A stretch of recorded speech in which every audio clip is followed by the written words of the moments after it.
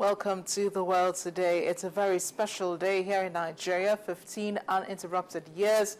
That's what we're celebrating of democracy in Nigeria.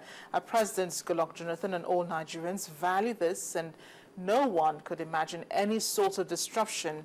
So in his nationwide broadcast today, President Goodluck Jonathan vowed to wage a total war against militant Islamist group Boko Haram. To achieve this, the nation's security team has been given full authority to use all necessary means under the law to ensure that Nigeria will be safe again. Though acknowledging that winning the war against terror will not happen overnight, Dr. Goodluck Jonathan said his administration will spare no efforts at achieving this goal.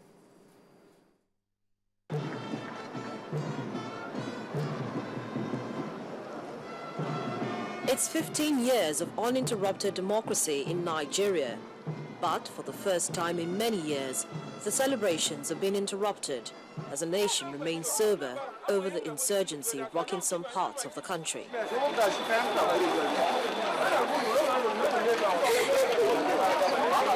all those who played a part in restoring our nation to the true path. This was a thrust of the president's 15-minute broadcast to mark Democracy Day, where he acknowledged that winning the war against terror may not happen overnight, but it will eventually be achieved.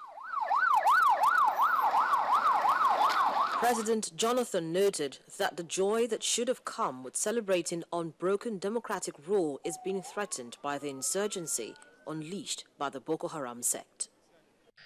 All the gains of the past 15 years of democratic governance in our country are threatened by the presence of international terror on our shores. Our dear country, Nigeria, is facing a new challenge. The war has been unleashed on us. Extremist foreign elements, collaborating with some of our misguided citizens, are focused on an attempt to bring down our country and the democracy and freedom we cherish and celebrate today. The despicable abduction of schoolgirls from Chibok in Borno State has brought to the awareness of the entire world the heartless brutality of these terrorists who want to instigate a descent into anarchy and balkanize our nation. Unlike the previous years, the presidency has ordered a low-key commemoration of this year's Democracy Day in deference to the current mood of the nation. The country's security forces have also been reassured of the president's backing to use all means necessary under the law to make Nigeria safe again. They have also authorized the security forces to use any means necessary under the law to ensure that this is done. I assure you that Nigeria will be safe again and that these talks will be driven away. It will not happen overnight, but we will spare no efforts to achieve this goal. For our citizens who have joined hands with Al-Qaeda and international terrorists in the misguided belief that violence can possibly solve their problems, our doors remain open to them for dialogue and reconciliation if they renounce terrorism and embrace peace. But the picture is not all gloomy, as the 15 years of democracy has also brought good dividends to the country. Making particular reference to his administration's achievements, President Jonathan talked about robust economic growth and reforms being undertaken in various sectors.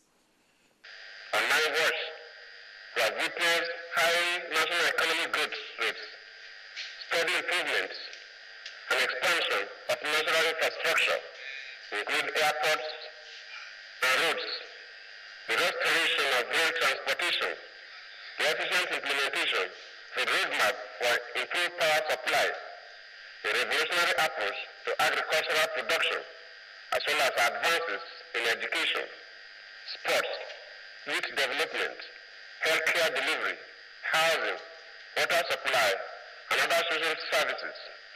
Nigeria has also gained recognition as the largest economy in Africa, the most preferred investment destination in the continent, and in terms of returns on investment, the fourth in the world.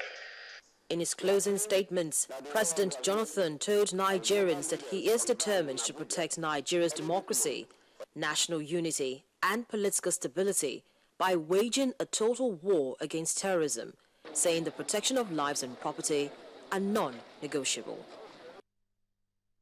We turn to Egypt now. Just as predicted, former military chief Abdel Fattah al-Sisi has won the country's presidential election by a landslide.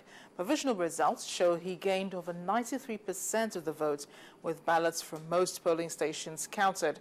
And turnout, however, is expected to be about 46%, despite a massive push to get more people to polling stations. Many groups boycotted the vote.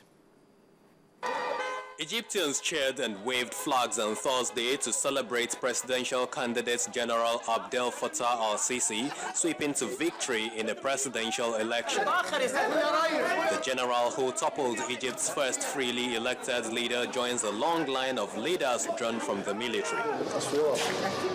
Judicial sources say Sisi captured 92.2% of votes cast in more than 50% of polling stations. His only rival, leftist politician Hamdin Sabahi, gained 3.8%, while 4.2% of votes were declared void. Newspaper headlines this morning heralded Sisi's victory, writing "Sisi takes the throne" and "Sisi sweeps to victory." Fireworks erupted in Cairo when Sisi's results began to emerge. His supporters waved Egyptian flags and sounded car horns on the crowded streets of the capital. Celebrations continued until morning, when people gathered and celebrated the apparent victory. Voter turnout was 44.4% of Egypt's 54 million voters. That would be less than 40 million votes, or 80% of the electorate that Sisi had called for last week. But for Sisi's supporters on the streets of Cairo, his victory still heralds a bright new era.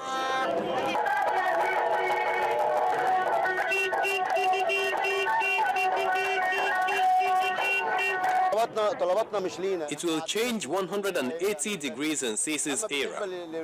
We were living in anxiety in our homes and on the streets with robberies and carjacking. There was real anxiety. Now, God will calm the situation with Sisi in the picture. In a country polarized since the revolt